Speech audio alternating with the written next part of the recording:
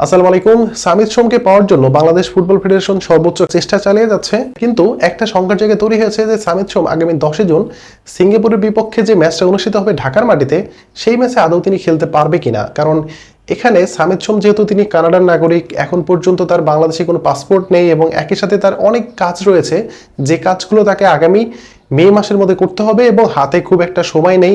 এদিকে তিনি যে ক্লাবে খেলেন সেই ক্লাব থেকে তিনি ছুটিও নিতে পারছেন না এবং বাফুফে থেকে শুধুমাত্র তার জন্য যে জন্ম নিবন্ধন সেটা রেডি করেছে, তার বাবা মার জন্ম নিবন্ধন সেটা এখন পর্যন্ত রেডি করা হয়নি। সো সামিদ সোমকে আগামী 10 জুন সিঙ্গাপুরের বিপক্ষে ম্যাচে আদৌ পাওয়া যাবে কিনা, এটা নিয়ে কিন্তু একটা শঙ্কার জায়গায় তৈরি হয়েছে। কারণ আপনি যদি চান যে আপনার বার্থডে সার্টিফিকেট হয়ে গেল, পাসপোর্ট হয়ে গেল, কিন্তু আপনাকে বাংলাদেশের হয়ে খেলার জন্য আরো দুইটা কাজ কিন্তু বাকি রয়েছে, যে কাজগুলো করতে হবে। প্রথমত কানাডান ফুটবল ফেডারেশন থেকে তার একটা ছাড়পত্র নিতে হবে এবং সমস্ত ডকুমেন্ট ফিফার যে প্লেয়ার ট্রান্সফার কমিটি রয়েছে সেখানে সাবমিট করতে হবে। এরপরে তারা যদি মনে করে যে এটা সবকিছু লিগ্যাল রয়েছে, তারা অ্যাপ্রুভ করলে এরপরে তিনি বাংলাদেশের হয়ে খেলার জন্য এলিজিবল হবে।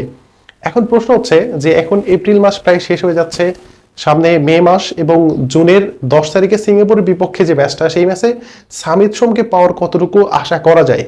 প্রথমত হচ্ছে বাংলাদেশ ফুটবল ফেডারেশন সর্বোচ্চ চেষ্টা চালিয়ে যাচ্ছে।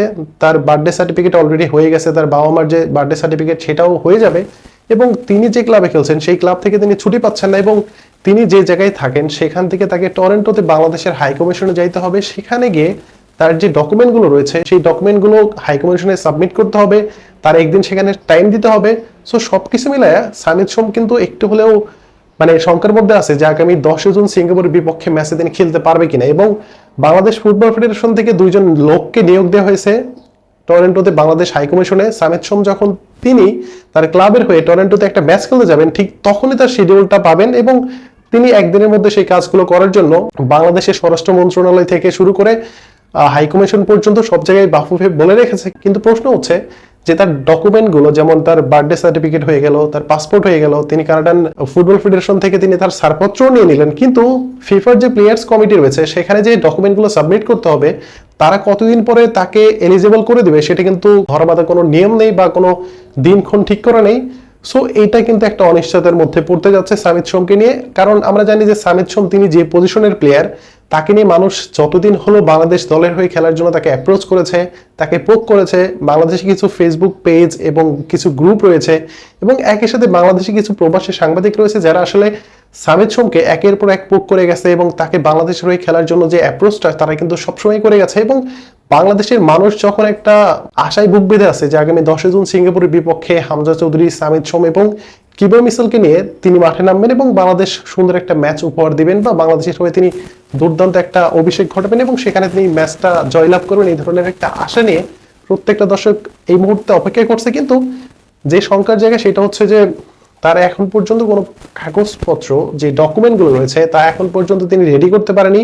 শুধুমাত্র তার ক্লাবে যে খেলা রয়েছে, আগামী সপ্তাহে 2টা খেলা রয়েছে, তার মধ্যে একটা খেলা হচ্ছে টরন্টোতে রয়েছে। ঠিক তখনই বাংলাদেশ ফুটবল ফেডারেশন তার জন্য কিছু আয়োজন করে রেখেছে, তাকে বিমানবন্দরে তাকে রিসিভ করবে, দেন তার জন্য 2টা লোক নিয়োগ করা হয়েছে, তারা হাই কমিশনে নিয়ে যাবে। তারপরে যে পেপারসগুলো লাগবে সেই পেপার সম্পর্কে অলরেডি সামিদ সোমকে জানিয়ে দিয়েছে। কিন্তু প্রবলেম হচ্ছে যে সামিদ সোম তার খেলা বাদ দিয়ে এই পেপারসগুলো নিয়ে কাজ আদৌ করবে কিনা, এটা কিন্তু সবচেয়ে বড় একটা প্রশ্ন। এবং আমি যেটা বললাম যে ফিফার প্লেয়ার্স কমিটি তাদেরকে রিভিউর মাধ্যমে রাখতে হবে এবং সেগুলো পেন্ডিং থাকবে এবং সেটা কতদিন নাগাদ তাকে এলিজিবল করে দিবে সেটাও কিন্তু একটা সবচেয়ে বড় প্রশ্ন। সো এই যে একটা শঙ্কার মধ্যে সামিদ সোম পড়ে গেছে, এটা কি হচ্ছে চাইলে বাফুফে খুব তাড়াতাড়ি করতে পারবে? দেখেন, আপনি যদি চান তাইলে বার্থডে সার্টিফিকেট, পাসপোর্ট আপনি চাইলে 1-2 দিন বা 1 সপ্তাহের মধ্যে কমপ্লিট করতে পারবেন, কিন্তু ফিফার যে প্লেয়ার্স কমিটি রয়েছে তাদের কাছে যে অ্যাপ্লিকেশনটা করতে হবে, তাদের কাছে যে পেপারসগুলোকে সাবমিট করতে হবে, সেগুলো কিন্তু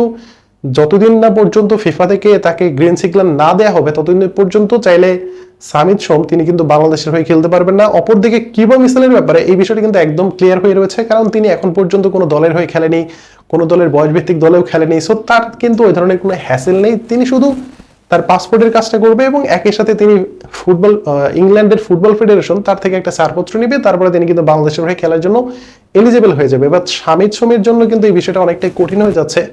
সো আগামী 10 জুন সিঙ্গাপুরের বিপক্ষে যে ম্যাচ, সেই ম্যাচে সামিদ সোমকে নিয়ে কিন্তু একটা শঙ্কার জায়গা তৈরি হয়েছে। আমরা আশা করব বাংলাদেশ ফুটবল ফেডারেশন এবং ফাহাদ করিম এবং বাংলাদেশ গভর্নমেন্ট থেকে তার জন্য স্পেশালি কোনো কাজ টাজ করবে এবং তাকে যেন দ্রুততার সাথে তার যে ডকুমেন্টগুলো রয়েছে, তার যে পাসপোর্টের কাজ রয়েছে এবং একই সাথে কানাডান ফুটবল ফেডারেশনের থেকে যে তার ছাড়পত্র নিতে হবে, এই সব কিছু যেন মোটামুটি বলতে গেলে একদম খুব তাড়াতাড়ি করে ফেলতে পারে। এবং সবগুলো কাজ করার পরেও এএফসি থেকে একটা নিয়ম দেওয়া আছে যে আপনি যখন কোনো ইন্টারন্যাশনাল ম্যাচ খেলতে যাবেন, এটা তো হচ্ছে এশিয়ান কাপ বাছাই পর্বের ম্যাচ, সো এই ম্যাচে খেলতে গেলে আপনাকে মিনিমাম 15 থেকে 21 দিন অর্থাৎ 2 থেকে 3 সপ্তাহ আগে আপনাকে একটা প্রাথমিক স্কোয়াড এএফসিতে জমা দিতে হবে এবং সেখানে যে প্লেয়ারগুলো খেলবে তাদের নাম অবশ্যই রাখতে হবে। সো সামিত সোমকে যদি এই সময়ের ভিতরে অর্থাৎ আপনি মে মাসের 1 থেকে 10 তারিখের মধ্যে সামিত সোমের যে কাজগুলো রয়েছে সেই বাকি কাজগুলো কিন্তু সম্পন্ন করতে হবে। মে মাসের প্রথম সপ্তাহের মধ্যে যদি সামিত সোমের কাজগুলো শেষ না হয়, তাহলে আমরা খুব সম্ভবত জুন মাসের 10 তারিখে সিঙ্গাপুরের বিপক্ষে যে ম্যাচ, সেই ম্যাচে হয়তো সামিত সোমকে আমরা মিস করতে যাচ্ছি। বাট হয়তো বাংলাদেশ ফুটবল ফেডারেশন কোনো একটা কাজ করে রেখেছে এবং তার জন্য স্পেশালি অনেক কাজ দ্রুততার সঙ্গে করা হবে। হয়তো তিনি এখন যদি ক্লাব থেকে ছুটি নিতে পারেন, তাহলে হয়তো তার পাসপোর্টের কাজটা 2-1 দিনের মধ্যে হয়ে যাবে। দেন তারপরে পাসপোর্টের কাজ শেষ হওয়ার পরে কানাডান ফুটবল ফেডারেশনের থেকে ছাড়পত্র নেওয়ার পরে তিনি যখন বাংলাদেশ ফুটবল ফেডারেশনকে তার ডকুমেন্টসগুলো দিয়ে দিবে, তখন বাফুফে অর্থাৎ বাংলাদেশ ফুটবল ফেডারেশন তারা ফিফাতে তার ডকুমেন্টগুলো সাবমিট করবে এবং ফিফার যে প্লেয়ার্স কমিটি রয়েছে তারা এটা যাচাই বাছাই করবে। দেন তারা একটা হচ্ছে আদেশ দিয়ে দিবে যে তিনি খেলতে পারবে কি পারবে না। কারণ তিনি এখন পর্যন্ত কানাডার হয়ে 2টা ইন্টারন্যাশনাল ম্যাচ খেলেছে। সো এখানে কিন্তু ফিফার যে নিয়মটা সেটা কিন্তু তার নিয়মের মধ্যে পড়ে। যদিও একটা নিয়ম রয়েছে যে কোনো কম্পিটিটিভ ম্যাচ যদি 2 বা 3-এর অধিক খেলে ফেলে তাহলে কিন্তু সেটা আরো অনেক বেশি জটিল হবে। বাট যেহেতু সামিত সোম এখন পর্যন্ত যে ফিফার কোনো কম্পিটিটিভ ম্যাচ তিনি খেলেননি, শুধুমাত্র যেই ম্যাচগুলো খেলেছেন এর মধ্যে তিনি জামাইকার সাথে একটা ম্যাচ খেলেছেন এবং একই সাথে তিনি আরেকটা দলের সাথে খুব সম্ভবত আয়ারল্যান্ডের সাথে একটা ম্যাচ খেলেছেন। সো এই ম্যাচগুলো কিন্তু কম্পিটিটিভ কোনো ম্যাচ ছিল না, শুধুমাত্র ফ্রেন্ডলি ম্যাচ ছিল। সো সামিত সোমের জন্য হয়তো এই জায়গাটা একটু হলেও ক্লিয়ার আছে, বাট তার যে ডকুমেন্টগুলো রয়েছে বা তার যে পাসপোর্টের কাজ রয়েছে এই কাজগুলো কিন্তু খুব তাড়াতাড়ি করতে হবে এবং সেটাও মে মাসের 1 থেকে 2 সপ্তাহের মধ্যে। বাট এই টাইম লিমিটটা যদি ক্রস করে ফেলে তাহলে সামিত সোমকে হয়তো আমরা 10 জন সিঙ্গাপুরের বিপক্ষে সেই ম্যাচটাতে নিয়ে যে তাকে নিয়ে পরিকল্পনা করা হচ্ছে এবং বাংলাদেশের দর্শক যারা রয়েছে তাকে গ্র্যান্ড একটা রিসিভের যে ব্যবস্থা করেছে সেই ব্যবস্থা থেকে শুরু করে বাংলাদেশের দর্শকদের যে একটা মনের ইচ্ছা বা তাদের যে চাওয়া পাওয়া সেটা কিন্তু একটু হলেও ফিকে হতে পারে। সো সামিত সোমকে নিয়ে এই হচ্ছে সর্বশেষ আপডেট। এখন দেখার বিষয় যে ফিফা, বাফুফে, কানাডান ফুটবল ফেডারেশন এবং সামিত সোম কত দ্রুততার সাথে এই কাজগুলো করতে পারে।